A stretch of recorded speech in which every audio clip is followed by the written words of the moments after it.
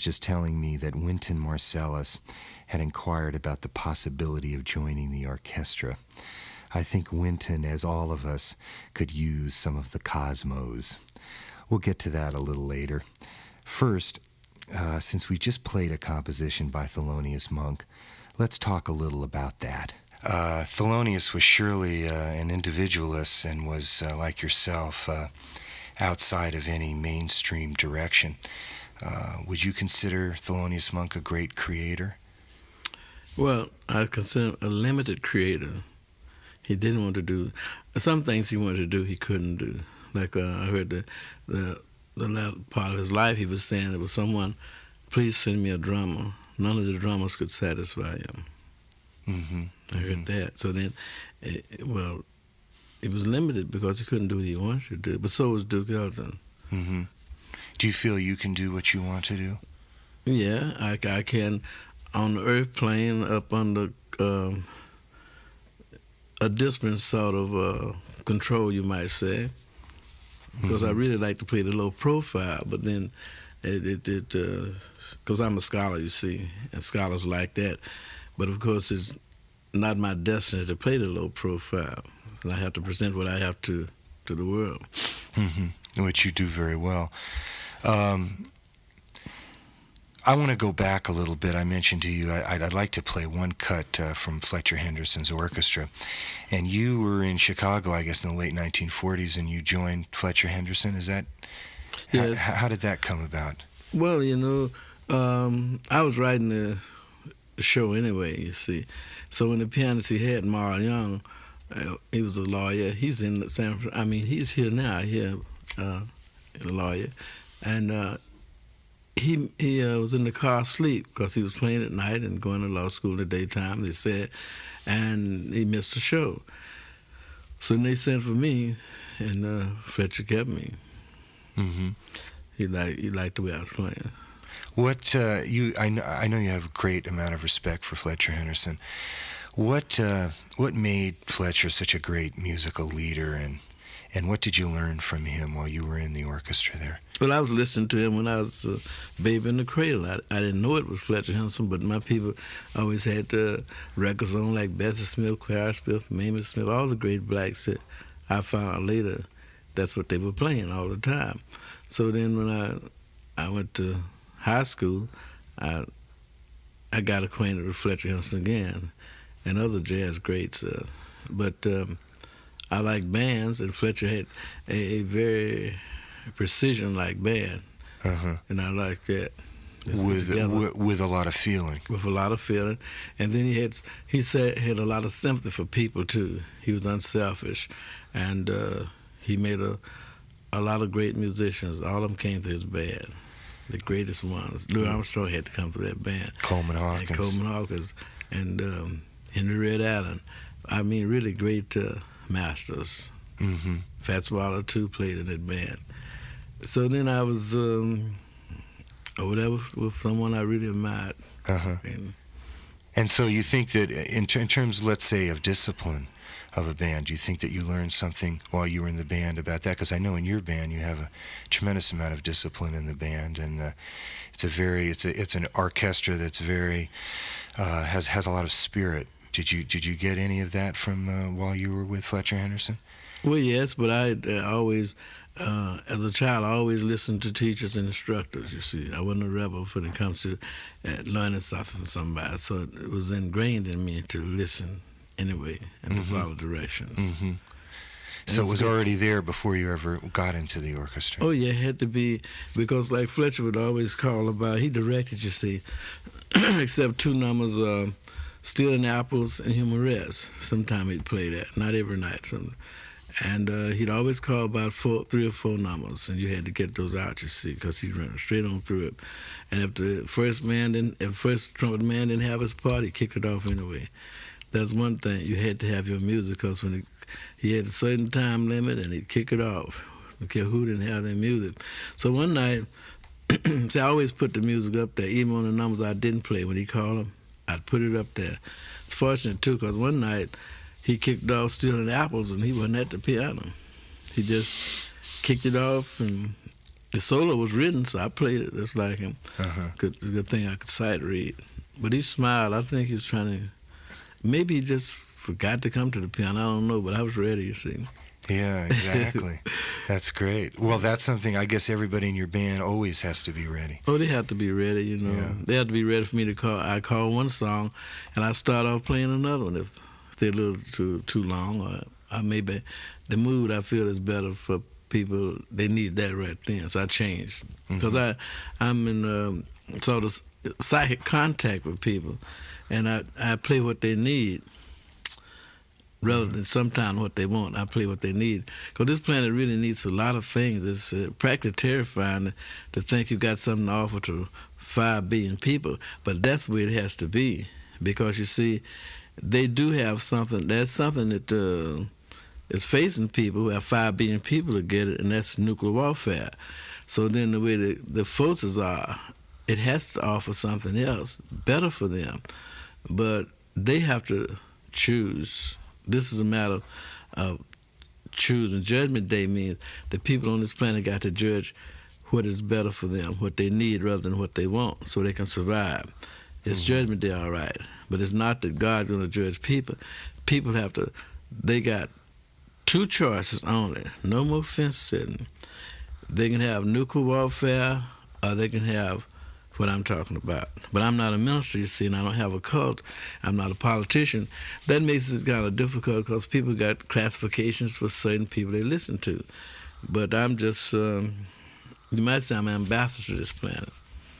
I won't say from whom, because in Seattle I said from whom, and they edited that out. But it was the answer. That's why it was too much for them. Yeah. It's too much for them, too much for me. But actually, I know that is the only solution for this planet, to have an ambassador from someone who can stop all this. Because actually, you do have a governmental force that all people are part of. They're citizens of what I choose to call the omniverse. I'm not dealing with the universe anymore. I've been promoted. I'm dealing with the omniverse. And I introduced the space age. Now I'm introducing the Omni age, because all around you, you'll see companies named Omni. In every city, Omni is out there right before everybody. Of course, they're not noticing it, but they should look and see. Atlanta got a term called Omni. In Holland, they got, well, I was talking about the omniverse, it's not in the dictionary yet, but Holland has stole the word, and they got a theater called Omniverse. And it's, you don't have one like in America. You have to lay down and look at the film because it's all around you. It's up in the ceiling. It's all around. Fantastic theater in The Hague. So Europe, I play in Europe. I play in every country in Europe. And they're listening. It's front page news, you know, in every country. In fact, in Portugal, Spain won. They had Reverend Sun Ra. You know how they got that. They had what? Reverend Sun Ra. Reverend Sun Ra? That's right. In Italy, they be saying the divine Sun Ra. I don't tell them to say that. You see, in New York, they got some buttons out called Sun Ra, King of the Omniverse. I'd like to have one of those buttons. I'll have to look for that next time I go to New York. Sweet Basil. Yeah. Oh, yeah, you play Sweet Basil's, right? You just played there. Well, let's listen to a cut from Fletcher Henderson's orchestra.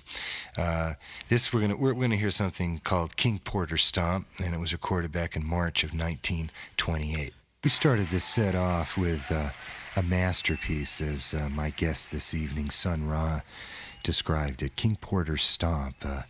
We started off with Fletcher Henderson and his orchestra, recorded in March of 1928, and from there we went to the updated version, as so to speak, by the orchestra from the album Sunrise in Different Dimensions. Again, we heard Jelly Roll Morton's composition, King Porter Stomp, from the Sun Ra Orchestra. Sun Ra on piano and organ, John Gilmore on tenor saxophone, clarinet, and flute, Marshall Allen on alto saxophone, oboe, and flute, Michael Ray on trumpet and flugelhorn, Noel Scott on alto and baritone saxophones and flute, Danny Thompson on baritone saxophone and flute, Kenneth Williams on tenor and baritone saxophone and flute, Chris Henderson on the drums, Eric Walker joining Chris Henderson. Sun Ra, and the orchestra. In this band that you were in with Fletcher Henderson, do you remember any particular outstanding soloists that were in that band in the 1940s? And did they record it all? I don't remember. He didn't record. Fletcher was playing the low profile because a lot of musicians get in his band and he'd go somewhere, he'd lose, and so he just got a band that was already organized from Pittsburgh. They said all of them were good musicians, but they really played. They could sight read. He had to play off somebody who could sight read because the show changed every month. You had to be able to sight read. Yeah, that's where I got in the band in the sense I could sight read all his arrangements, because he didn't do a lot of rehearsing. You do a lot of rehearsing, don't you? Yeah, because I'm busy developing out on farms, which he couldn't because of the society and other things. People wanted certain things, and he had to bow to that. Some musicians didn't like what he did. They're doing a lot of standards, a lot of pop songs. I heard that they had trouble about that. And even Coleman Hawkins said he should have kept on playing the Stomps. Yeah. He shouldn't have changed the style. And the Stomps are some of the greatest things, all right. But Fletcher stretched out and was playing other things. But he had trouble. Like, he was playing the Burlesque Theater in Chicago, and musicians would come up a half hour late and all that. At a big band, he'd have to start with 5 and 6 pieces. They didn't like that. They liked playing the other things. You still do Fletcher Henderson's some of his arrangements, don't you? Or? Oh yeah, basically speaking, I feel that the world would be a better place if they recognized people who came before us who did beautiful things, and it would be a better world if they did recognize the ones who did something beautiful despite conditions on this planet. In fact, they have to use things from people who were beautiful, because there's not much beauty in the world today. It's not much possible from teenagers, because they're living in an age that is very discouraging, and they have a high suicide rate because there's no one to show them what to do. Yeah, parents can't, because the parents didn't live in this kind of age. You see, they can't tell them what to do. Sometimes I wonder if there's any hope for man. As man's failures become kind of irreversible, do you think now? Or do you think we still are going to be able to turn things around? Well, the possibility that, listen to me, the whole planet can change. But you see, a man is doomed, and woman too, so I'm dealing with things equation. I say you have to get rid of the word man and the word woman, and instead of getting rid of the person. But that's over the equation of fantasy. But I'm saying you got to change the name of this planet too, because it's got to go. Earth got to go, and man got to go, and woman got to go. So they should get rid of the word instead of the person. But they have to realize they're dealing with psychic things, and the psychic equation has been thrown on man on this planet. And when they solve it, they will have risen up above being man and woman. The next step is being an angel. They're probably angels anyway who fell. Some people are saying they're angels, but they fallen angels, So I'm dealing with that too, about the angel. I say I'm an angel, I'm a bad one, but it's better to be a bad angel than to be a good man, a good woman. Is this going to lead us from the space age to the omniverse? Is this how this is going to transpire? The omniverse going to multiplicity of things. Of course, people can't stay the way they are, because they've done the best they can, you see, and it's not working. So they got to have something better. They can get a better world when they have something better than good. Right now they're dealing with the good book and things on a good plane. But the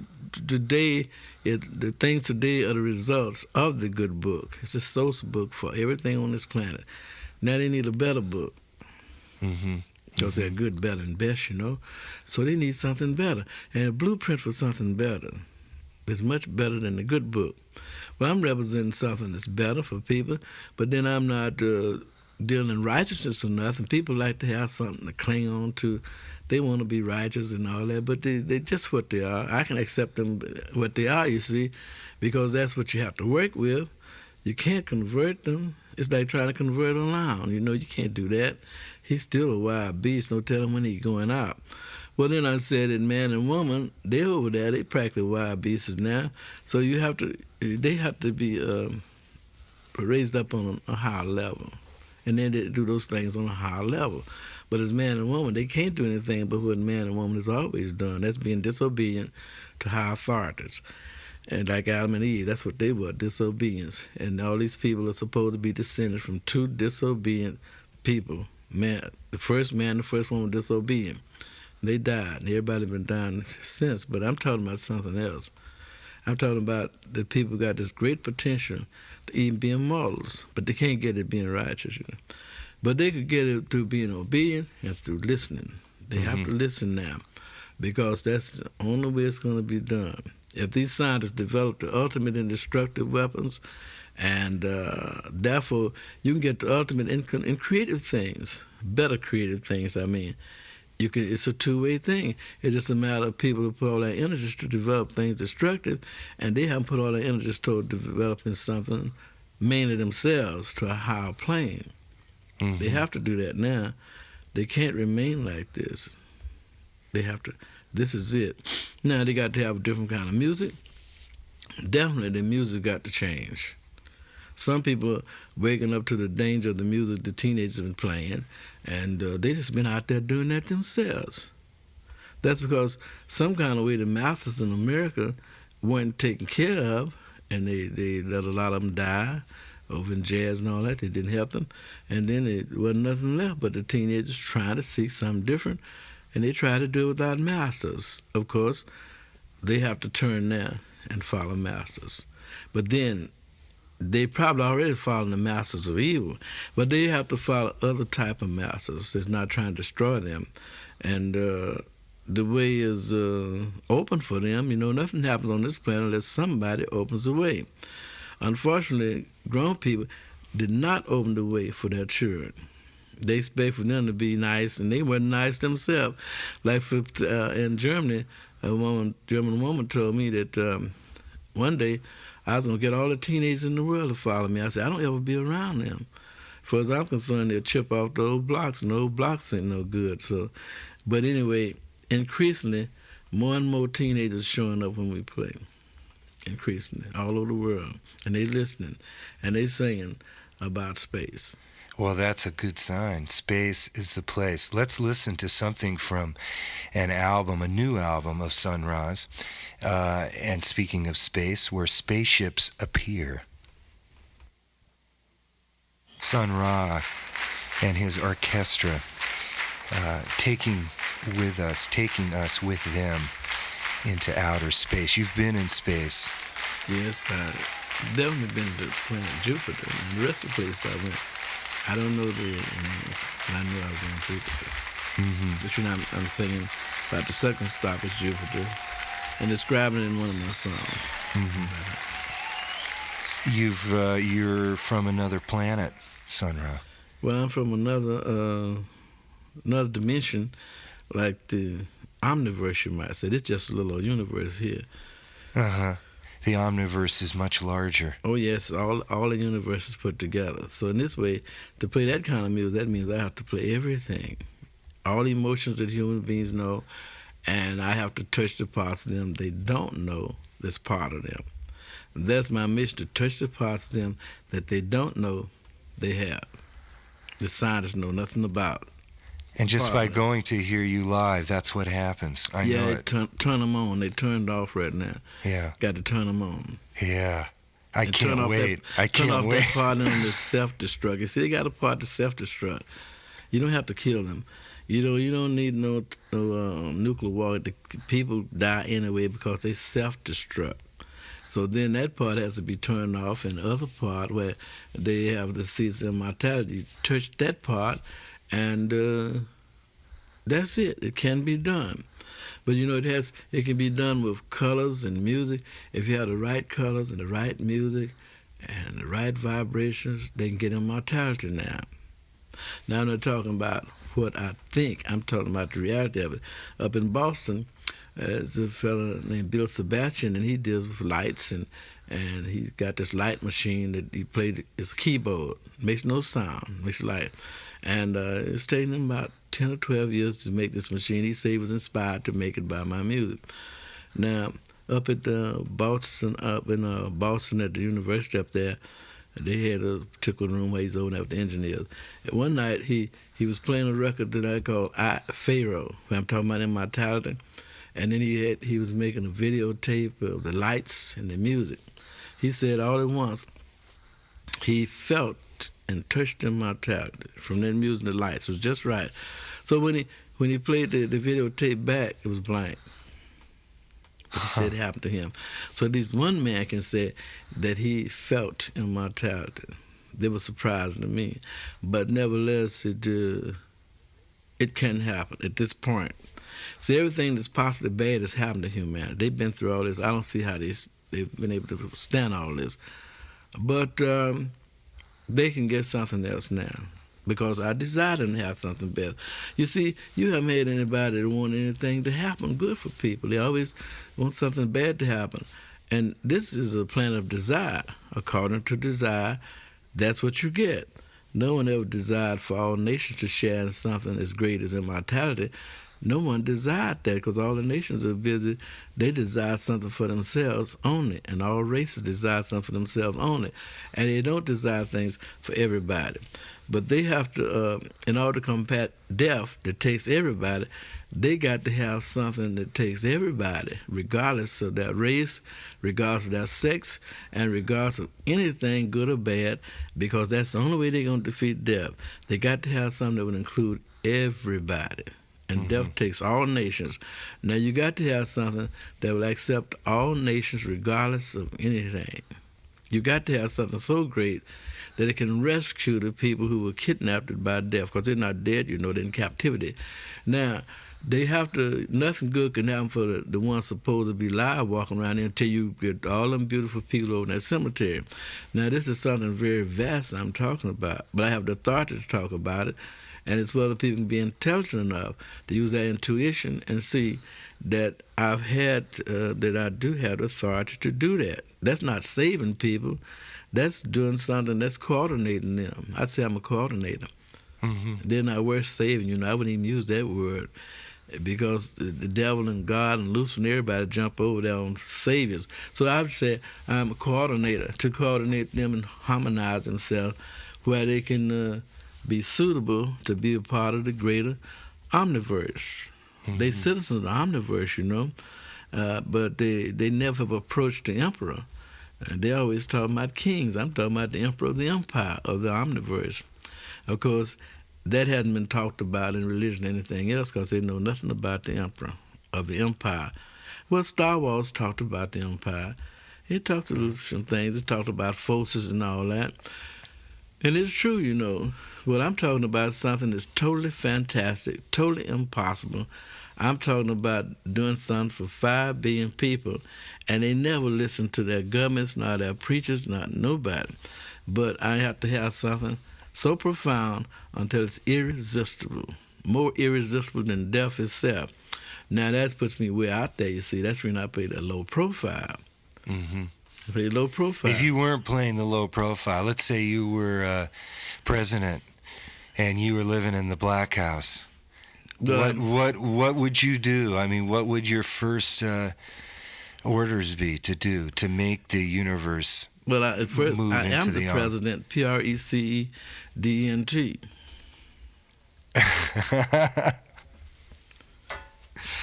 Well, that's true. That's true. I'm not going to argue with that, but I'm just thinking. Well, the other kind of president. Yeah, the other kind of president. That's something people put up there. But this is something that someone else sent here for people to follow. There's only one thing that worries me. I am going to be successful. And I got a song about that, too. That 5 billion people listening to a truth they never heard before. These people are dreadful, all these nations are most horrible. But they got these points about them that I can see that potential. The potential is wonderful. The history they got, I reject that. What they are, I reject that. I can't use that, None of them are righteous in my eyesight. None of them are really evil. They just trapped, They're all in prison. Like I said, I'm a scientist, and I look at things from equational point of view. And like they talking about South Africa, and the people got these passes, but everybody's in some kind of jail. What's the difference? And you got to have a passport to get out of America.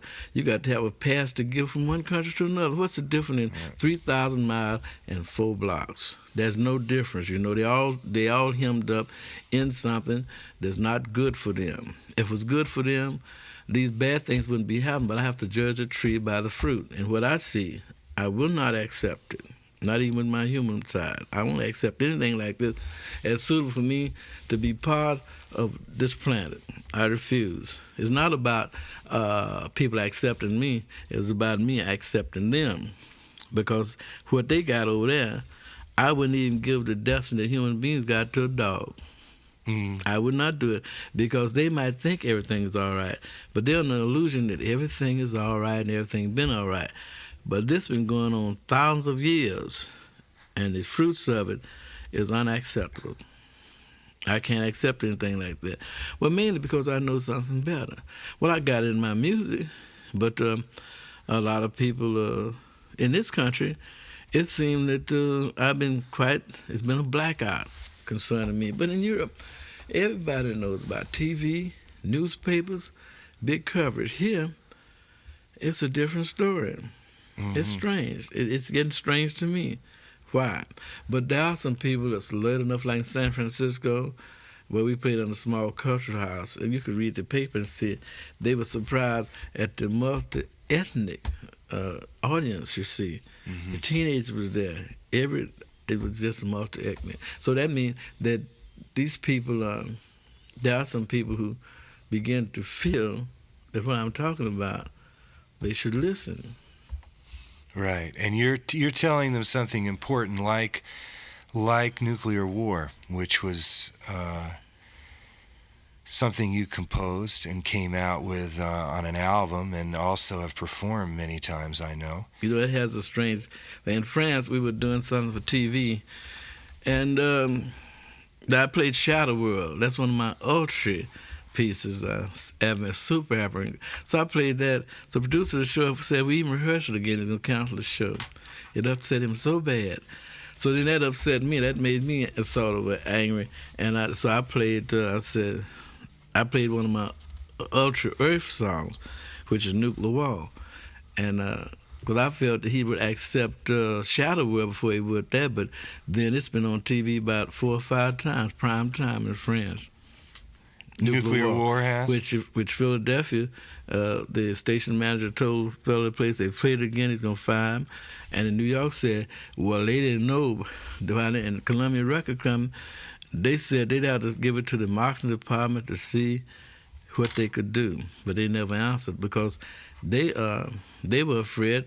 But with all this pornography going on, I'm telling the truth in that song. So I mean, from what I hear on radios and things, I mean, in seeing newspapers, TV, it really, I can't understand why they didn't want people to hear that song.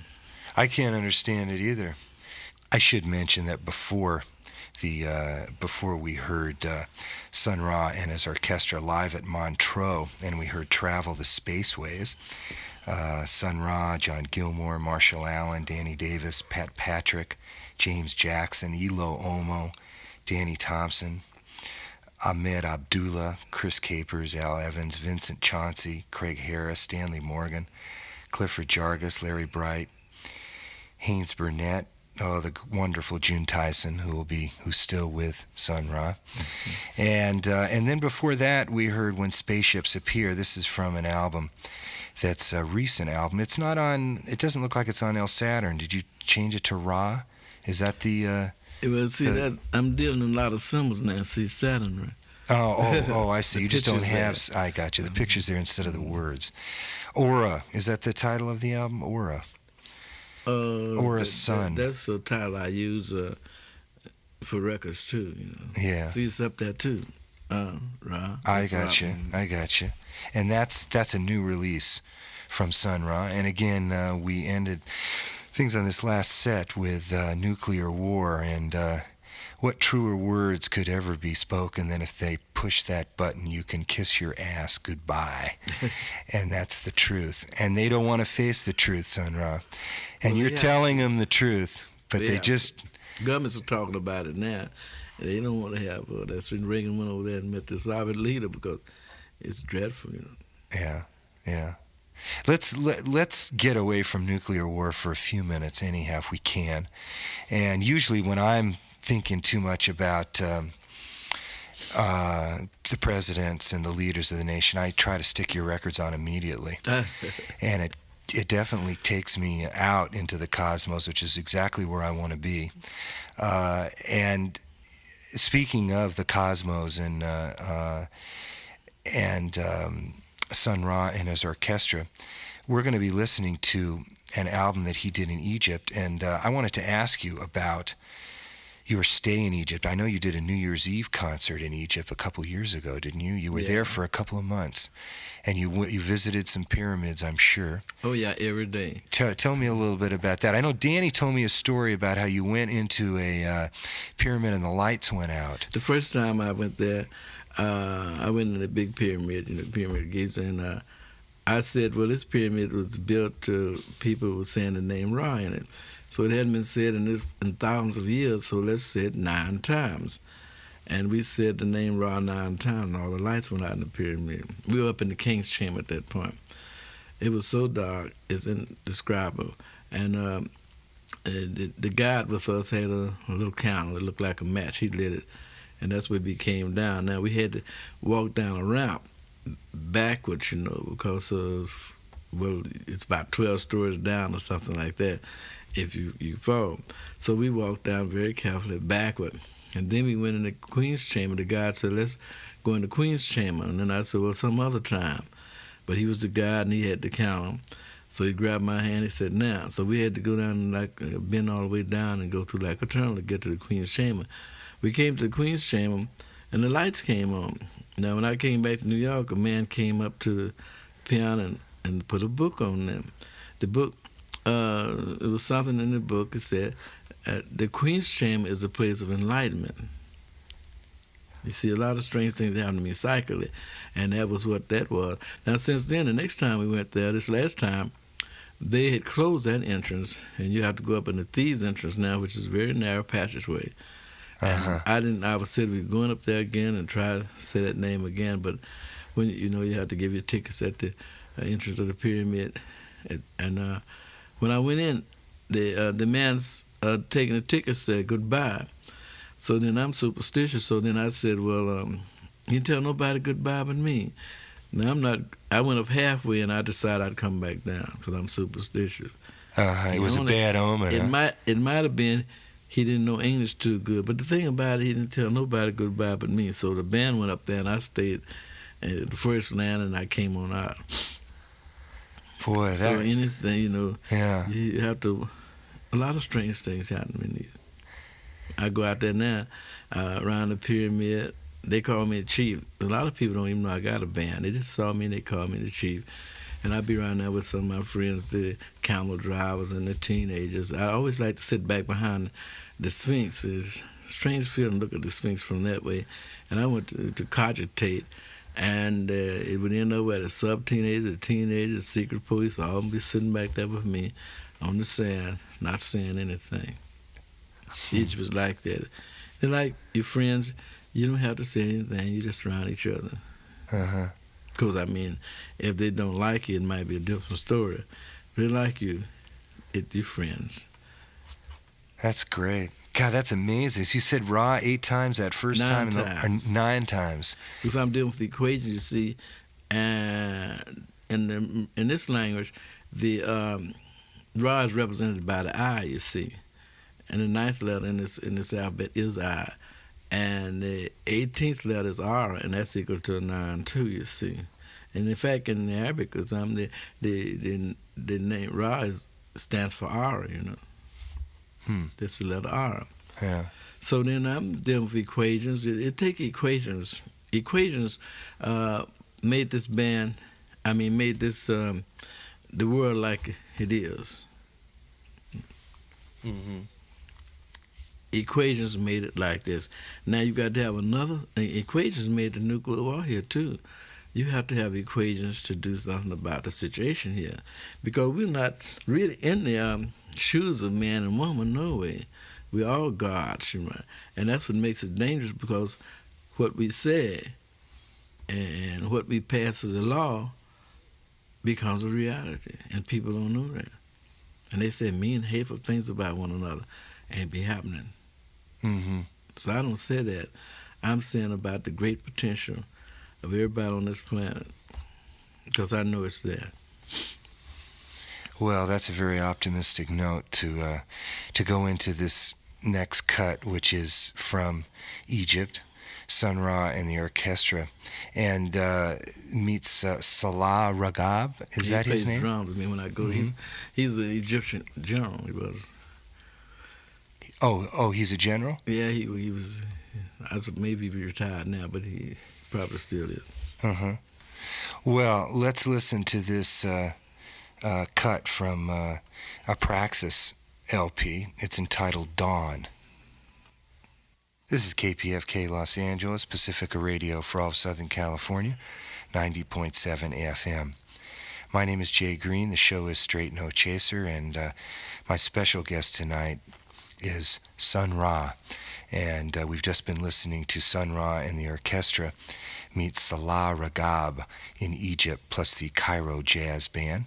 The Sun Ra Orchestra, Salah Ragab on congas, John Gilmore on tenor saxophone, Marshall Allen on alto saxophone with Danny Thompson, Leroy Taylor on bass clarinet, James Jackson on bassoon, Tyrone Hill on trombone, Eric Walker on drums, Chris Henderson on the drums with Claude Broche accompanying him. And we heard Dawn on the Praxis record label. This is from Greece. Praxis has a festival every year, don't they? And I think you've been, because there's 2 volumes on Praxis of live concerts you've done there. We played one. Yeah. American Embassy brought us there. Uh-huh. And of course, Sun Ra was on keyboards, and you heard that kind of eerie flute-sounding instrument. A synthochord was the name of that instrument, which was produced in Italy, as you said, in Rome. And have never seen anybody play it. It was just an experiment. Oh no! In Italy, they got a lot of electronic instruments in Kruma, and some way they don't advertise it, but. We got some more instruments called EVI that is very beautiful. Can make the notes lower than the lower tone instruments. It can make higher notes like a flute. It covers a whole range of sound. Mm. But it's not in America. It's not for sale. And the one I got, well, they haven't put it out here either. I'm surprised. It has an incredible sound, and it's a cross between a lot of different instruments. Oh yeah, I can play tuba on there too. Really? Yeah. Oboe. It has a keyboard. Yeah, it's a keyboard, but I also blow it too. I can make it loud or soft by blowing in it. Mm. So it makes it sound more like an acoustic instrument, you might say. Because it's wind blown, and that takes away the artificiality or something. Sounds natural. I remember reading once, or you mentioned to me, that much of what you consider your best music you've held back from commercial release. Is that true still, or are you starting to release things that you feel, and why would you not release them? Well, see, this music is from another dimension. And it really would affect people, In Chicago, I was accused of hypnotizing people and all kind of things. But it's not that. It's really, you have food for thought, and that's for your mind. But this is real soul music. It's not the kind you dance by. It's for your spirit. And your spirit will listen, you see. Which means, in a sense, all the earth parts of you will be blacked out, and your spirit will be listening to getting some soul food.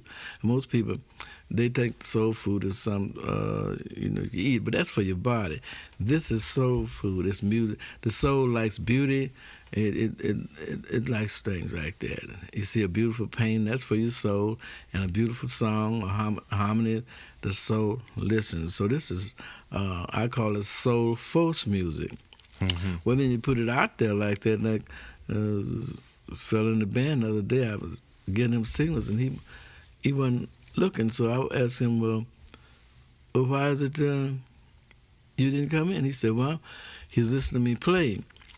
His mind was, he was seeing spaceships, he had his eyes closed, he was seeing all kind of things. And he had to listen to that. He couldn't look at nothing, he had to listen. And so that was somebody in the band, you see, that couldn't really look at me, listening at that music. Now, I had to sort of cool down on it, and because now I'm going to play the full force of what I can do, you know, from a different dimension, because everything else been tried. In Chicago, a club owner told me one day, we was playing for a black club, Birdland, the owner of the place said, you should be ashamed of yourself playing that music for these people. And I said, but you got your place packed. He said, yeah, but these are some black people, and it's Saturday night, they keep up a lot of noise. You can hear a pin drop. That's not like them. I said, well, they listening. They listening. And they weren't listening. Mm-hmm. They would listen all the time, you know. We'd be playing someplace in Chicago, some people would come in, and they'd go right back out. They'd buy something, they'd go out, and they'd come back the next night, so I had to clean myself up to hear this music. So it is effective, and I know it is.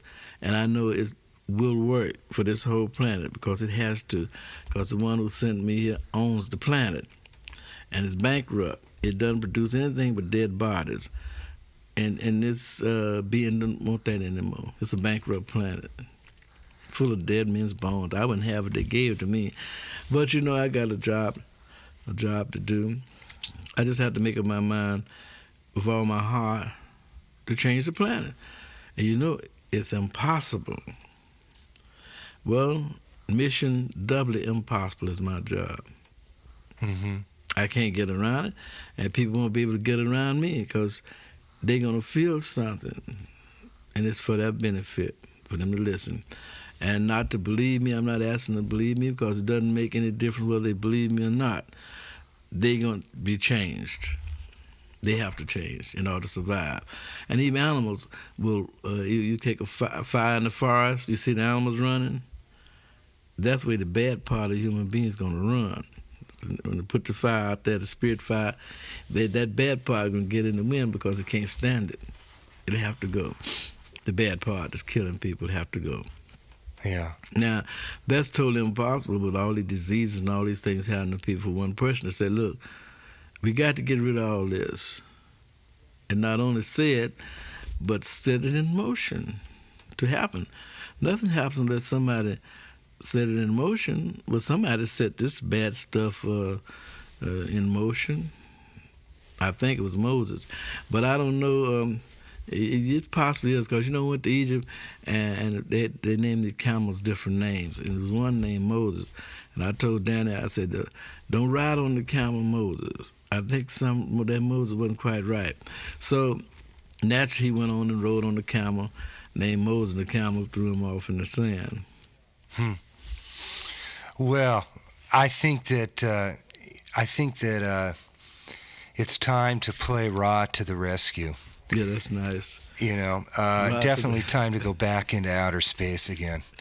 Right. And this is an album also on El Saturn. So let's listen to Ra to the Rescue and go out with the Cosmo Musical Scientist. I like that name for you, Sun Ra. Spiritual scientist, of course. Ra to the Rescue. Ra to the Rescue on El Saturn.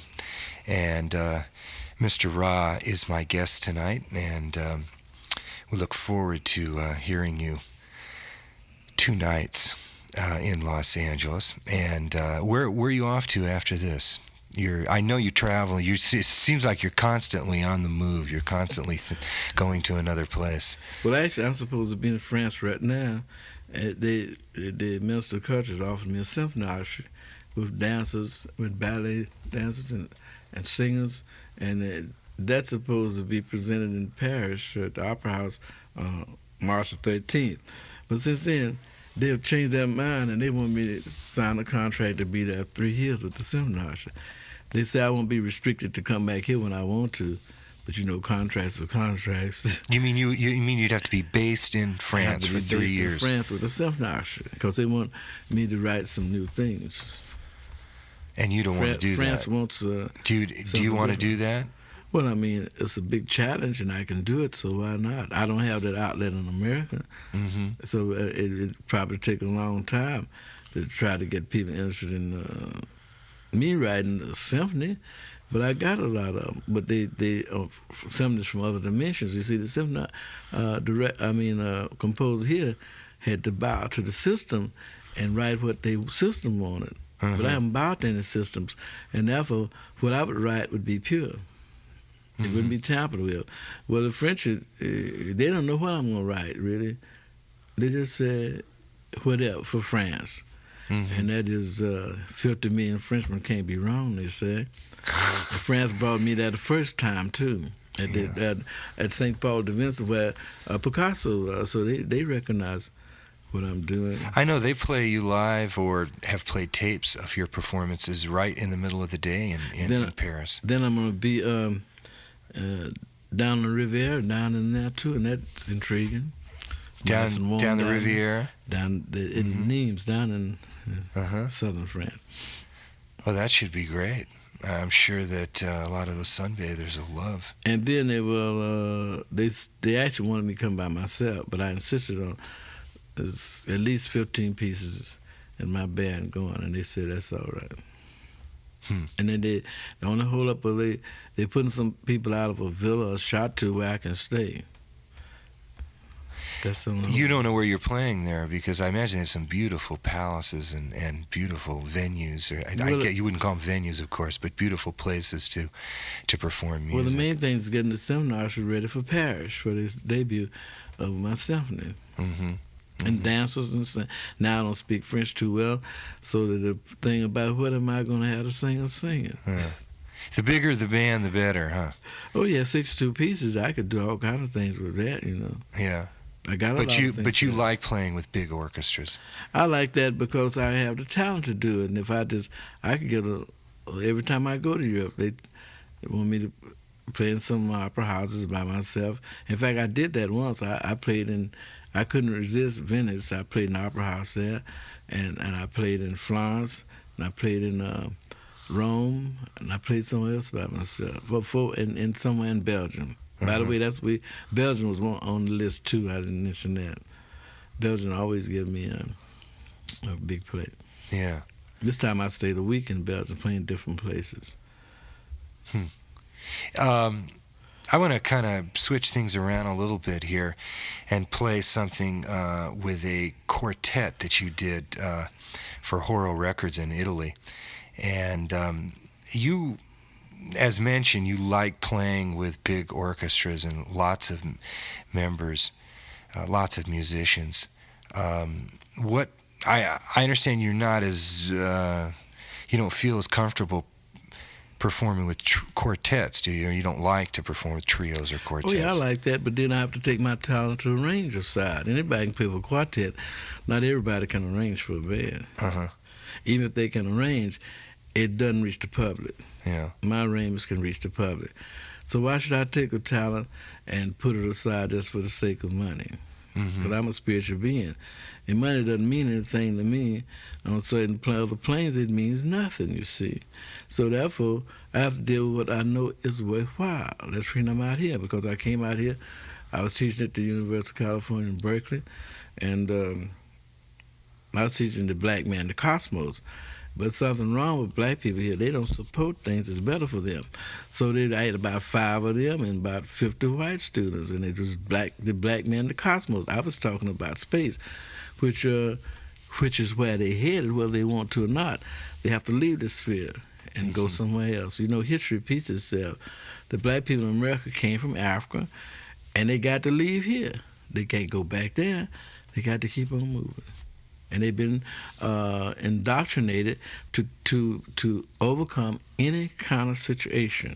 Being what they have been in America and going through all that, meaning by now they ought to go to any planet and conquer, because they had the roughness. They still got it. They're not part of the system. They never will be. History repeats itself. They will go. to pioneer in outer space. Because they've gone through so many hardships, and that's what you need, someone who's totally detached from this planet. Mm-hmm. And they're the only people been totally detached from governments, from having an army or a navy, or from owning anything. 400 years, work for nothing. Now, they can go and use some of this experience of overcoming hardships on other planets. The whole thing is out there waiting for them to go out there. There's not many jobs here. It's just they don't fit here. You know, you have difficulty in schools with black children. They can't learn that way. They need another way to learn. And, you know, I would say white people doing all they can to help the situation. And there was an editorial in the Philadelphia paper which said, well, we don't know what they want. Whatever they want, we can't give it to them. And Philadelphia stopped trying to help black people. They said, we can't give them what they want. We don't know what it is. And that was it. I see a lot more black people at your concerts. Oh, yeah, well, they come and they're going to have to. I was encouraged in San Francisco because we played the Opera House there, an old Opera House, the Bayview Opera House. It was from 1800 or something. And some teenagers, they came out. Some people brought them out. And the next night, these people didn't pick them up. Well, they stayed some distance, so they rode their bicycles to the concert. They said they had to. So that's encouraging. Well, then when you're talking about things, you got to be able to teach teenagers, you know, and a different system has to be devised for black teenagers. Different system. I got the system of how they can learn, what they have to get to use with their ancestors. That system will work. Very simple, where they can understand languages, because you know, all Americans, white and black, got to study these other languages, because these people in other countries know English, and not too many white people or black people know these different languages in Europe. You go over there, practically all of them know English. You go over there, you don't know Russian, you don't know French, you don't know nothing, you know. It's an ignorant country as far as language is concerned. If you don't know people's languages and don't understand their culture, you most certainly will have false impressions of them. And that's what America has to do. They got to know other nations, because they really the rulers of the world in certain aspects, and guns and shooting people don't make friends. That's for sure. Let's play some music from this album, New Steps, on Whirl Records. This was recorded in January of 1978. And we're going to be playing My Favorite Things that, of course, John Coltrane really, I guess, was the man in jazz music, Afro-American music, Afro-American classical music, whatever you want to call it, made famous. It was something that reached out to a lot of people. You met John Coltrane. You talked to him, didn't you? And, yeah, well, I really put him on top through spiritual wisdom, and that was the direction, you know. He's with Miles Davis when I met him. Mm-hmm. But, you know, I was really putting out some pamphlets and things to my friends on my research, and it wasn't supposed to be given to everybody, but Patrick was over there talking to him and gave him some of this forbidden literature. That opens up a person's mind for getting anything they want in the world. I said then that maybe he wasn't mature enough to have that wisdom. Mm-hmm. That he'd get on top and he'd be obliterated if he wasn't pure in heart. I told Pat, you shouldn't have done that. Well, I went and I met him then, and I talked to him. And first thing, and I played some music for him that not even anybody in this band heard. You know, it's not on record either. That's when he said he was going to leave Miles and he was going to go on his own, because some things he wanted to play, but he'd been afraid to play it. But he said, I see the direction I ought to go. So then that's when he left, and he got that, and he was always trying to reach this, what he heard like that. On that soprano he was reaching toward that. The whole thing changed. And he's playing in New York, and I'd go there and talk to him. He'd come, we played at the Apollo Theater, he'd come and talk to me at the, in between shows and all that. You know, but when he got more and more famous, he didn't come around. That was a mistake. You know, he didn't develop beyond the money. Mm-hmm. The last time I saw him, he said, well, I I don't have any more ideas. I said, that's dangerous. I said, you know what? You should come rehearse with me and let the world know where you got that in the first place. It's imperative. Let them know where you got it. But he never made it, you know. It's too late. I would have loved to have heard him with the orchestra. That would have been something else. Yeah, it would have been, but it was too late. Yeah. Well, let's listen to My Favorite Things with Sun Ra, John Gilmore, Michael Ray, Luqman Ali. This is KPFK Los Angeles, Pacifica Radio for all of Southern California, 90.7 FM. My name is Jay Green. Show is Straight No Chaser, and my guest tonight is the man who is the head of the Cosmos, Mr. Sun Ra. And we've just been listening to his quartet doing My Favorite Things. Sun Ra on keyboards, John Gilmore on tenor saxophone and percussion, Michael Ray on trumpet and percussion, Luqman Ali on the drums. This is from a Horo recording from Italy, recorded in January of 1978. And we're going to be listening to something else that Sun Ra did, one of his more recent releases from an album entitled Hiroshima, Light from the Dark Stars. Do you remember some of the band members of that you could, because they're not listed on the album, that were part of that orchestra? You mean that, All-Star? Yeah. Don Cherry. That all-star band. Don Cherry, Archie Shepp, Richard Davis, Lester Boone, Don Moyen, Philly Joe Jones, Clifford Jarvis, John Gilmore, Marshall. That's an all-star band. Yeah, all-star band. And their concerts were given in Berlin, Paris, and some in Italy too, some city there. Uh-huh. It was really, well, the record to let you know what was happening, which is a total other dimension. The musicians get with me, they play differently anyway. So you hear Artist Shep like you never heard him before on soprano mostly. Mm-hmm. Really playing something else, another dimension.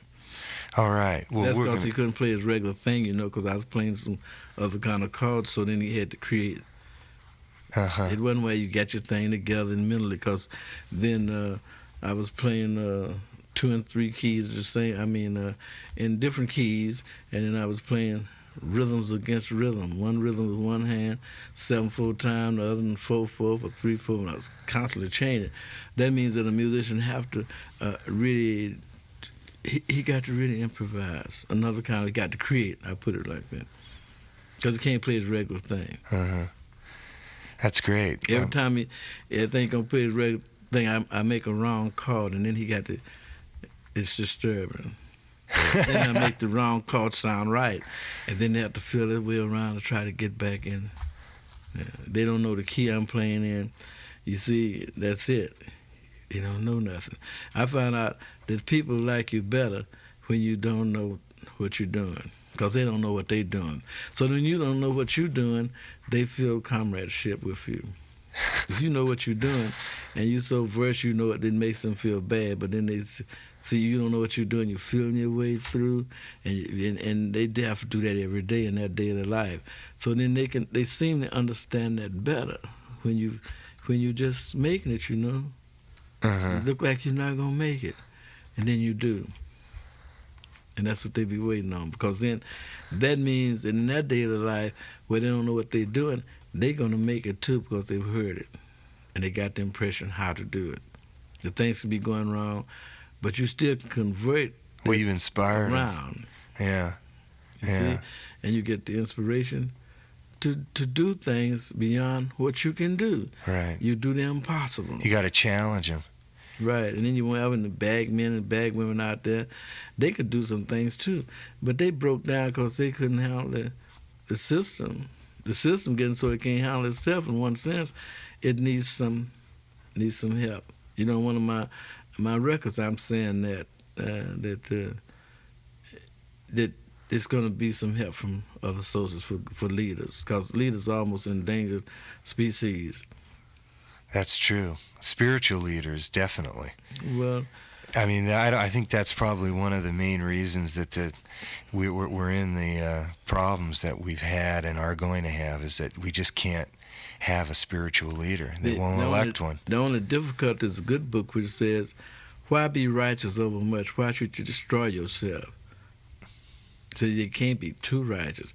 If you're too righteous, it's forbidden. Mm-hmm. But a lot of spiritual leaders don't know that. See, that's reason I'm not saying I'm righteous, because you take, as bad as this planet is, to go out talking about rescuing people in their present condition, it really, it'll be totally wrong, because they don't deserve it. But the point of it is sympathy and kindness and friendship and love overlooks those particular things. Yeah. Well,